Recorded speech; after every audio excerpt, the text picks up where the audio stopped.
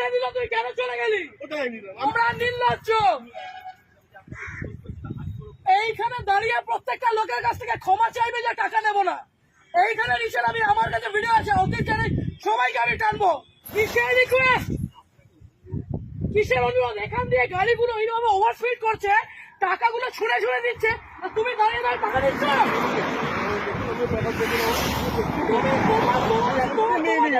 ওভারস্পিডিং এ এতগুলো মানুষ এখানে বলছে, লজ্জা করে না? আপনাদের মতো কিছু খারাপ ছোট লোকদের জন্য বাকি সবাইকে আমার আঙুল উঠছে। কেন বাড়িতে বউ নেই, মা বউ নেই? আজকে এক একটা টিচার, এক একটা মানুষ ওখানে কষ্ট পাচ্ছে।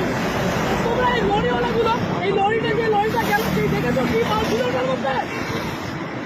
তাহলে কি করে বললো যে ও জানি না